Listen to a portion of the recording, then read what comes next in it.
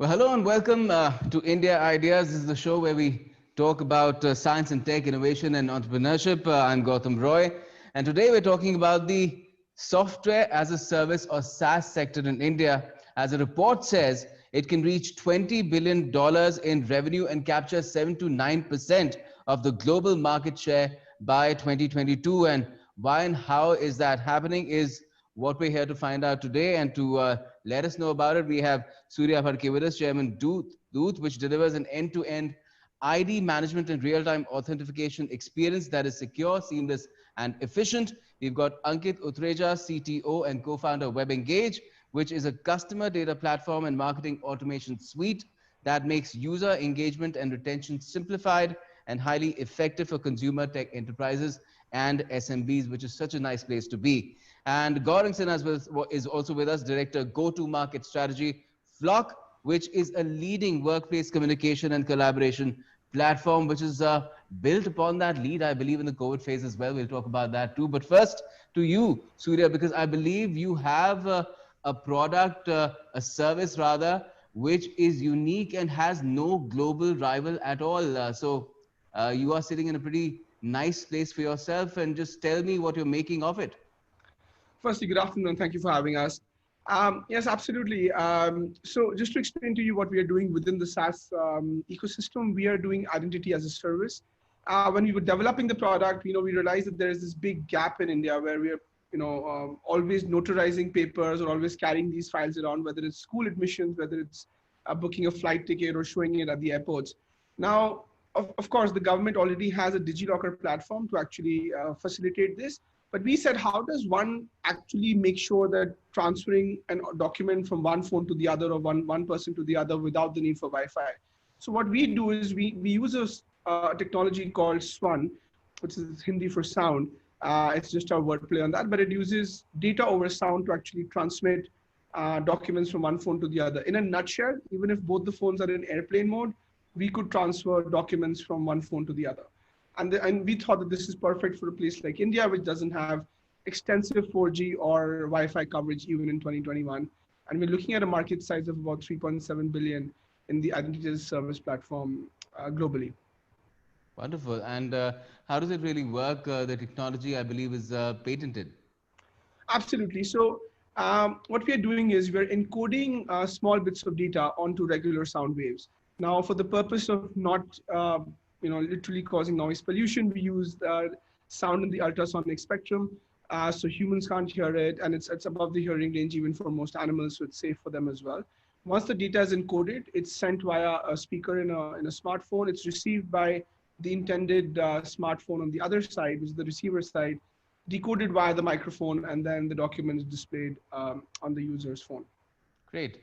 And Ankit, about WebEngage, it has a suite of different products and services that it offers to its customers, especially in the SMB space, where a lot of trust is now for the government to ensure that this sector grows and grows, because it has the potential to employ a lot of people and generate a lot of value for the economy as well. So how's it going for you? How did the journey begin, and where are you at this moment? Sure. Our journey began almost a decade back. I am an engineer from the background, and prior to starting WebEngage, I was working with Burp.com, which was another startup in consumer space. And while we were building this consumer product, we felt the need that to make sure consumers adopt the consumer product, there's a lot of meaningful nudges that are required. And that led to the genesis of WebEngage. The initial version of the WebEngage was pretty simple. It allowed any website owner to engage with their website visitors, whether these website visitors are anonymously browsing the website, or they are probably signed users, registered users, or loyal customers. And our tool helped all the business owners to engage with them at the right time in the browse movement and increase their revenue by increasing the conversion, by nudging users and asking right questions. Why are you not buying this product? Is it cash on delivery is what you're looking for, and so on and so forth. During that decade of this, 2015 and 16, we went back to the whiteboard and thought, if we are solving the problem of customer retention, there are more things to be done. And this is what our customers needed at that point in time. whatever we were doing on the website, people wanted to replicate exactly on the mobile apps. Along with that, increase the retention channel to SMS and email. So by adding more all these channels, what we did is in 2016, we launched a product called Journeys, which all allows consumer companies, and our main market segment is mid-market consumer companies, to retain their customers across different channels via just drawing their communication strategies as if a kid draws a flowchart on a whiteboard. You as a Okay. consumer company of a mobile company, whether it's a gaming company, education company, travel, e-commerce, doesn't matter. You will have your own business process, and during this business process, the end consumer will tend to fall. So if you are an insurance company, yeah, your main aim is to make the insurance policy to be sold and then renewed year on year. But you will always find leakages happening here and there. How do you plug those gaps? Like, with the communication strategy is what our tool does. Right now, we Okay. have been adopted by all other vertical companies on the consumer side. Great, wonderful. And Gaurang, as far as Flock is concerned, workplace communication and collaboration platform perhaps was what was exactly the doctor ordered in the COVID phase for businesses, wasn't it? And you even put out a story on that, how people have changed their working scenarios and the way companies work, which was very interesting. And that also tells a story about how Flock has been adopted to a great degree and has grown perhaps in the COVID phase as well. Yeah, absolutely, Gautam. I think you hit the nail right on the head. It was COVID's been one of those times when you're on the starting line and you look left and you look right and you're like, hey, this is our moment. This is our time to be useful to people around the world, and that's precisely what we found at the start of the first quarter of 2020. Look, the problem that we set out to solve is one that all of us working in different workplaces face every day. How do you make sure that you're working effectively, you're communicating and collaborating effectively? How are you making sure that the company is on the right track, and so on and so forth? And we are in the business of serendipitous conversations, as we like to call it, right? There is an equivalent in the sometimes the best interactions, the best outcomes in the business happen entirely by chance. Two people are having a discussion, discussing an idea. A third person happens to overhear and then says, hey, I know something about this space, and let's do something great. And we were able to, I guess, to a certain extent, capture that serendipity, put it online, and use technology to kind of solve for that. So I feel like that's what's made more than anything else us successful, which is just the success of our customers and being able to continue to communicate and collaborate over sort of a formal channel, which is owned, controlled by the organization. So you've got the peace of mind that your information is secure. It's in a space which is controlled and essentially in some sense secured by the company, but at the same time you're able to have all of these great conversations. And if you look at the markets these days, if you look at some of the outlooks on the economy, it seems like not just us, we happen to be in the business of communication collaboration, but it looks like the world's taken to it in a big way. And certainly we feel proud that we're able to facilitate and be a layer that enables all of that. Could you give us some numbers on that as well as to how that's really taken off and grown through the recent period? Yeah, absolutely, Gautam. I think since the start of 2020, there's a few different things. So just telling you a little bit about sort of our product and our company. Flock is free to use for any company around the world that wants to. We have customers in over 150 countries around the world. It's free to start using, but as your company grows, as your work, and as you find the product useful, we let you access a paid tier of services, which unlocks a ton more functionality for you to use. And so just by way of numbers, obviously through COVID, we found that, over just a 6-month period, not only did the number of our users also grow exponentially, but our paid users doubled. And it's one of those classic examples, I think, where we're in the business of making a product that's been developed, by a team of people working predominantly in India, but it's our largest set of customers are actually not in India. So even that the United States, Western markets, we've been able to really live the example of built in India, built for the world, as we like to say it. So yeah, just a couple of stats there. Of course, our revenue's also seen sort of some similar outcomes, which is a good thing. You know, we managed to triple revenue in the first 3 quarters of last year. But even that's despite the fact that the product's been free of cost for anybody in the healthcare space, anybody in the NGO space, anybody in education. So we wanted to make sure that we were doing our bit, but obviously investing in our product to continue and grow the market as well. Wonderful. And I'm sure there's room there for some office politics and gossip as well if people want to do that on the side. But we're not talking about that right now. Surya, just tell me, because to a certain extent, both WebEngage and Flock were tailor-made in a way for this particular tough phase that everyone has had, which is COVID. And even yours seems to be that of that nature as well. But yours is a more recent endeavor, enterprise. So how have you been trying to scale it? Has it been easy, tough? Is it all about marketing, or getting the word out in different ways?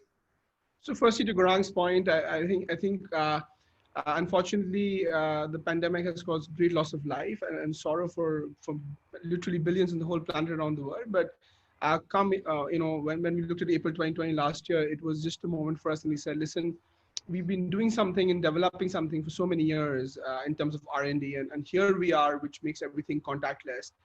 It was just a really good moment for us in terms of marketing. So instead of, whenever we realize that when there's a technology that is very path breaking, there's always this inertia with respect to why should we adopt it? Things are working fine. So there is always that sort of step that people don't want to take or change from the existing place. So for us, the scaling, because we're typically a B2B product, has been significantly easier because there has been this push on contactless inherently and nothing to sort of do with us. And initially, when we were looking at the product and how to productize the technology, we were looking at very small segments like entertainment and broadcast. But with identity coming into play, now we're looking at literally the whole planet. And to Gaurang's point, it's free of cost to use as well. We're not really going to charge the Indian public at all for this service. Our focus is to sort of make this available to everyone because there is no cost to us. All the calculations and all the sort of computing is being done by a user's phone. Okay. How we make our money is in terms of marketing is that there are applications that we have in the defense space as well. And other sensitive applications, the nuclear power plants where other technologies of communication, A, either cannot work or B, are too dangerous to the reactor itself. Mm-hmm. So I think it's been a challenging time in some ways is from the human resources factor, but overall I would say that the push has come from the pandemic within and the adoption of people going digital overall. Yes, that's been a big factor for the entire, say, SaaS sector and other sectors as well. I mean, if you talk about food tech, health tech, education tech, it's all been very, very useful there. And Ankit, just tell us in terms of this shift from offline to online, I'm sure a lot of companies are adapting very quickly. They feel that if they do not, that they will get left behind. And I'm sure WebEngage would be more and more part of the journey of these companies as well that are looking to grow their business and come out of this difficult phase that everyone has had. You're right, Gautam. I think we are also seeing the same trend. So the business verticals which are anyways impacted via COVID, right? The travel, mainly travel and hospitality. We are still waiting for those sectors to bounce back.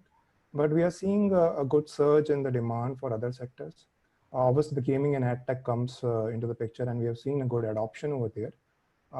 But there is also a trend about omni-channel businesses, mainly the traditional retailer businesses, which are now trying to find ways to come online and make a more time. Even the brands, the bigger FMCG brand, their digital initiatives are also accelerating internally. They are our customers, and we are seeing the adoption that is going through internally in their own organization to adopt for solutions across different markets is happening as we speak. And they are adopting WebEngage because it's not only clean the communication and clears the entire communication channel with respect to their end users, but all the suppliers and warehouse dealers who comes in between the chain to make sure that communication is happening in the entire business process. Mm-hmm. And Gaurang, in terms of Flock, again, there's a similar story there. What are the other factors you feel apart from this shift that is taking place from offline to online, the preference for digital payments as well, that may not directly have a bearing on how stock is adopted, but in terms of just being able to communicate, so much has changed already in this very short phase. Yeah, absolutely, Gautam. I mean, I think I want to talk about, three high-level changes that we've seen, right? And there are some transitory changes in behavior, but some potentially more permanent than others, right? And you talked about payments as kind of a good example of them. The big trend that I want to talk about, and frankly, the one that we see, even our governments responding to fairly actively, is, for example, the shift that we're all having this conversation, at least from what I can tell. Ankit and Surya are within their homes. We're having this conversation from my home, and potentially, pre-COVID, we would have all been sitting in your studio, Gautam, and having a cup of tea along with this great conversation. We have a makeshift studio right now just for web recordings. Fantastic. So, so that tells me, Gautam, that, some of these behaviors, some of these things that we didn't really think were possible, are, and working remotely is just one of those like, I feel like they're potentially longer term, more permanent trends. I mean, look at the economy with most, well, a substantial part of the tech world certainly continuing to work remotely. And what the big change that we don't really talk about and technology hasn't yet caught up to is the one that I talked about earlier, which is how do we manage to retain those social connections that are so important to us at work, right? Like most of us spend about a third to a fourth of our lives in the workplace. Workplaces are one of the chief drivers of societal connections between people. Correct. And it's not something that's frankly anybody, including ourselves, has really solved. So you talked about some of these changes, and I think this is the one which is really powerful. It's a powerful space for other companies to come and innovate. It's a powerful space for Indian SaaS companies to come and innovate and say, how do we maintain those societal, how do we plug in the gaps? How do we maintain that serendipity of being able to see your colleagues and see who's at work, have a conversation which can result in a great idea. So yes, great opportunity. We are all working remotely and so on and so forth. But it's an area which, frankly, we haven't just had enough time to deal with, and so we're looking at exciting ways of solving for that. Certainly, and you guys will see what happens out in that case. I'm certain. Would VR have a role there? Sorry. Would virtual reality have a role there? Certainly, I remember just a couple of days ago, I think Mark Zuckerberg on Clubhouse, which is an interesting app that was born in the pandemic, said exactly this. He said he has better, I think he said he has better quality meetings when he does them in VR, and they own a VR company. So VR is certainly fantastic idea, Gautam, maybe something that I can pass on to my product folks to think about. Glad to be of service. But Surya, just tell us, if we talk about the ecosystem as such, SaaS, it's got great potential, and it's being nurtured in so many ways by different stakeholders as well.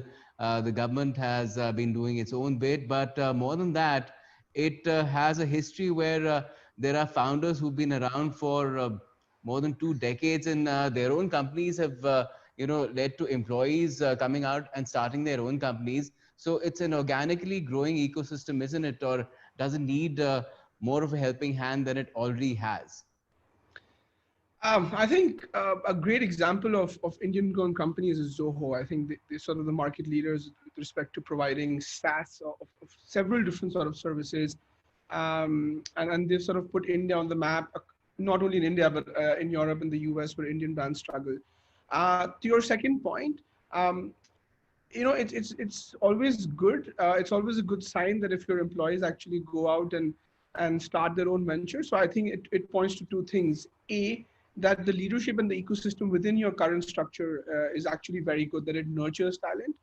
And B, it furthers the ecosystem in the first place, because an employee rarely will go out and start something and copies you. He then identifies another pain point that he's been able to recognize from within the workflow that he's been exposed to. So I think that's never a bad thing, and I think that's cycle of life. Because if one person was supposed to go on, keep working and keep living, I think that's not how it works. And I mean, that's typically just how life works, that you do something to your best potential, and from that a new idea is born, and then it sort of grows from there. So and to your last point, which was Can the government help? Of course, I think in the last budget they have outlined about 1,000 crores to be given out through various incubators. I think it's a very small step, but seeing as how SaaS products from India and in different sort of working environments and ecosystems and industries are doing well, I think it would be a good push. Great. Right. Well, there's more in the budget as well. If you talk about tax incentives and tax holidays and people who want to invest in startups, they get an extension as well, apart from the fact that there is something there for fintech as well. But on the whole, if you look at the kind of steps that the government has been taking through the years, Ankit, do you feel that enough has been done to sort of create an organic system that takes not just the companies that already exist, of course, they are growing globally now as well, giving competition to global giants, such as Microsoft and others who have their own, products where SaaS is concerned. But even, people who are just starting, say, within this challenging period itself, do you think that sort of an environment is there? I mean, historically, for the people, at least in the B2B space, right, there have been helping heads formally or informally. We have been lucky enough in our own journey to find right mentors, investors, and a good board to mentor and guide. But with respect to government policies, I would say specifically with respect to the B2B domain, because over here, validating a business or putting a value on the business is little easier than the B2C ideas, because those are really innovative at times and risky as well. But doing risk assessment is pretty easier to find, when I'm speaking with Surya or Gaurang, and they are trying to explain their business problem, which is in a way validated. I think government should latch on to those as an opportunity instead of seeing those as a helping hand. Okay. And even for the emerging startups in this B2B space, right? When we talk about Zoho, and Zoho has given a child, build a tree in itself to mushroom more startups like those, whether it's Freshworks and more. Yes. I think the local competition within each state would be much, much better. Chennai has already become a SaaS ecosystem in itself. How about other cities coming up and building their own, which if state governments can incentivize? And I think they should look at incentive for their own sake in these startups. As long as tech and the IP remains in the country, there's nothing like it. And one Zoho or 10 Zohos down the road, it would be a good valuation for the government. Well, certainly it is. It is teamwork, really. I mean, not just the center, but state governments themselves can do a lot to provide an enabling atmosphere. We've seen that happening in a lot of those states that you mentioned, not just Tamil Nadu, but we've seen it in Telangana, in Andhra Pradesh as well. Apart from, I think, in Maharashtra too, and Delhi is also coming up pretty fast. Not just in SaaS. I'm talking about overall startup ecosystem. But Gaurang, when you talk about what has been happening in terms of what the stakeholders, the other stakeholders, especially in the private sector, have been doing to grow this particular SaaS sector itself, the ecosystem itself, that too is something that is really picking up pace now, isn't it? Absolutely. It's a great, couple of great points that Ankit were thinking about, which you brought about, obviously around the ecosystem creation, right? And we are fortunate in India in some sense, especially in the B2B space. It's still a relatively small world, B2B SaaS in India, and we're fortunate to have some of those networks mushrooming out. We've obviously seen a substantial amount of support from different government institutions. We have T-Hub in Telangana. We've seen a lot of innovation come out of the accelerators in other states as well. I just want to add two things to that point. Just about the ecosystem and how that's evolved, and specifically, but ideas around what the governments there can do. Right, there's one which doesn't get talked about as much, but I actually see the government as one of and states and central governments as one of the largest potential customers of our organizations, right? Which doesn't end up happening for a variety of different I think reasons. it started at some level now, and it's only going to get better from here. They want to really encourage the startups that come out of their challenge processes and award them with contracts as well. Absolutely, you're completely right, and I feel really encouraged by sort of the start of that process. I mean, I can tell you personally, we have multiple state governments now who've explored, are on the platform actively using it, and so that's absolutely the case, Gautam. But I think the government, one of the biggest things the government can do is is potentially invest by becoming customers and using these services. I mean, it'll be deployments of scale that probably none of us have experienced anywhere in the world before. So that, I think that's one certain aspect. And the second certainly is acceleration by way of incubation, by way of creating the right ecosystems, the right kind of physical spaces for all of that.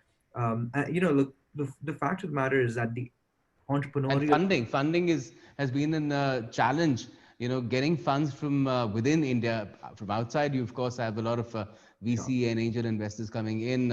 Everybody thinks that there's a huge Shark Tank happening here, but that is not really the case yet, is there? Yeah, I mean, look, we've been personally, from our experience, of course, we're a company which has been fortunate to have been bootstrapped. We, our founder Bhavin Durakia, obviously we've found our way around it in what was not traditionally an easy environment. Certainly, I think the funding aspect is true. Let me add a challenger point here. I don't know if it's necessarily the government's role to fund startups. It may not be. Okay. I potentially feel like it may be the government's role to accelerate and incubate great ideas. I don't necessarily know if the government should be a VC or an investor. Okay. But let me pass it back to you, Gautam, and see what. Well, I'll toss that to Surya, in fact, because his is the newest company. I believe it's bootstrapped till now, but I don't know where he's looking to scale it, and for that perhaps he needs the funds. So what are you looking at, Surya? No, so I absolutely, first of all, agree with Gaurang here that I don't think the government's role or any public institution's role should be to invest in a particular company or play the role of the VC per se. I think they should be facilitators. They should provide the ecosystem. And like I said, the bureaucratic inertia should be removed with respect to emerging technologies. In sort of both the co-participants here, they have really good technologies they're B2B, so the government can deploy it and mass adoption can happen. So I think that their role should be typically as facilitators, not as investors. And I also believe that to a large degree that not all startups, however glamorous it is, have a VC case. It's not always all glamour. I mean, a lot of it is all glamour, let me put it that way. So if you do need the funds, great. But I think a lot of that, in my personal experience, is typically for B2C, which is a lot more risky. And I think VCs look at that more favorably than something like ours, wherein it's a product that is, yes, innovative, but it's typically B2B. It doesn't require a lot of cash burn. And yeah, reaching out to our customers is based on the problems that we can solve for them, not on the attractiveness of the Exactly. More and more technology and its adaptation is about the kind of problems that it solves. And that's where I guess SaaS comes into a large extent, and more power to you guys and the entire sector as we go along. I'm sure it's a journey that's been well begun, and it will grow from strength to strength here on. Thanks a lot for joining us. Thank you.